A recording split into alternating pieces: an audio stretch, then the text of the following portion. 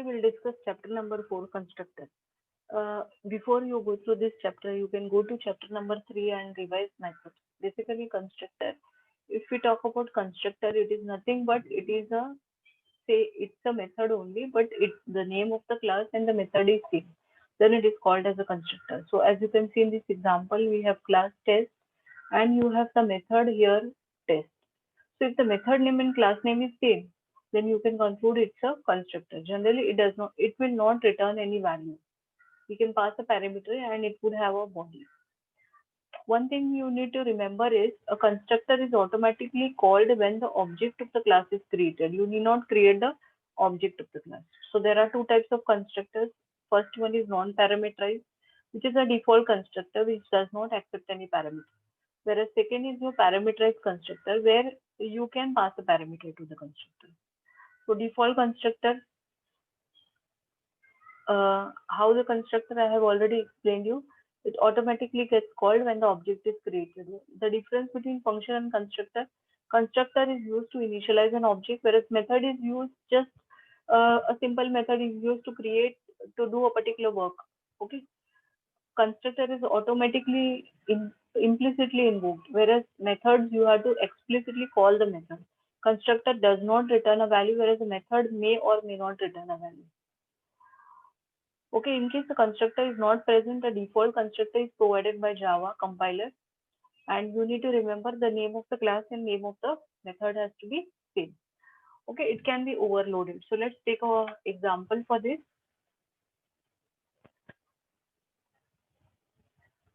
We'll take a same example, just little bit modification.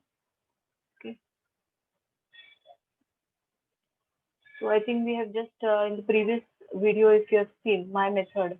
Okay, in the same example, I'll just make some small modification. So this is my method. If you remember, this is the method where we have created these particular class. These various methods we have created. So here we have not overloaded or something.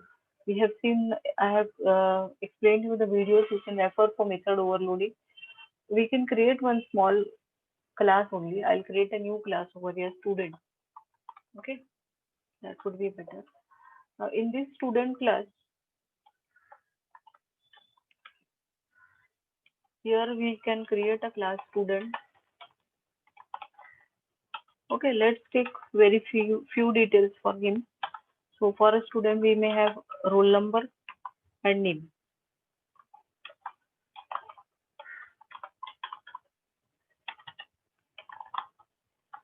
Okay, so here we may write the main method, public static void main string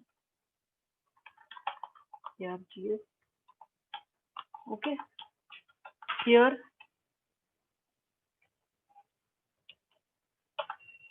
now we can create a constructor like this. You simply have to write student over here. We may have, this is the default constructor. We don't pass any arguments. Here we may just do some initialization for these various values. So we may give roll number value as 0. Okay, and same way name, we can just put some string. By default, I'm giving some name to this. And here, let's say default is 1. Let's assume like this. So this is the default constructor. Okay, or non-parameterized constructor. So how do this method get called? So if I create an object of this class,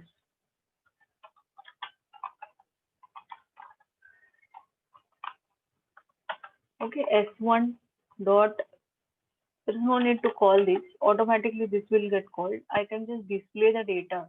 So I would simply write system dot out dot println, and I can display the details, student details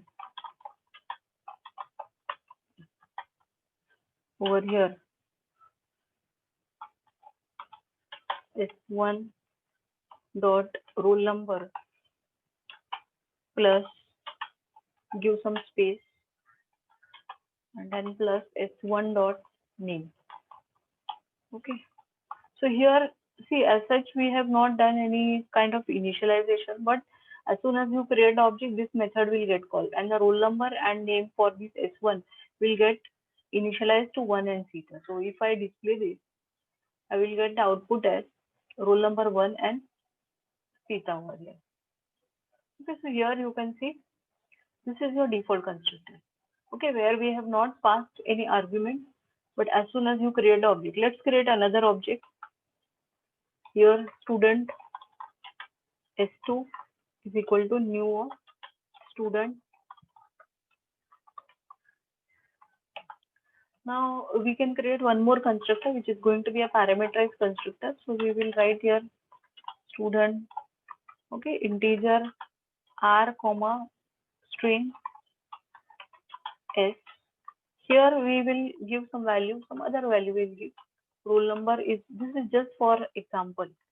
Okay, in real life we have to use something else, but this is just for understanding what is constructor without a parameter and with parameter. So that is the reason I am just explaining in simple terms. Okay, so now if I call the, or I create the object over here. Now let's assume I'm creating the second object. Now here what I can do is I can just here put R and here I can put S instead of this, and I can pass this value over here. So let's say I'm passing here 2 and Rita over here. Okay, and then I can simply display the data. So here you will find S2 now, and here one more S2.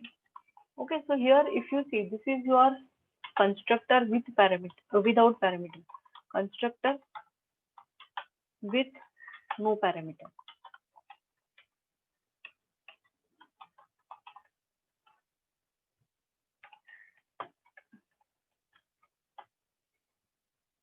And this is with parameter. So here when I create a constructor with no parameter, the first, this constructor will be called.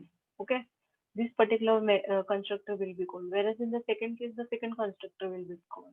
So here if I'm passing 2 and Rita, R will take the value 2 and S will take the value Rita, and that will be stored into. So if I display now, here the output should be 1 and theta, and here the output should be 2 and Rita.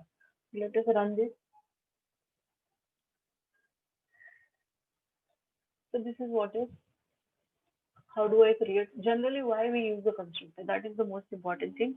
Constructor is used for initialization purpose. We don't have to create, we don't have to call the method or constructor. Automatically, as soon as you create the object, the constructor will get called. So if you're not passing anything, the default constructor, this kind of constructor, is getting called. And if you are passing parameters, then the constructor with parameter will get called. Okay, so let's come to the topic. So these are the, in short, we can say what is the constructor. They are invoked implicitly when you instantiate. Instantiate means when you create objects. What are the two rules? The name of the constructor should be same as the class name.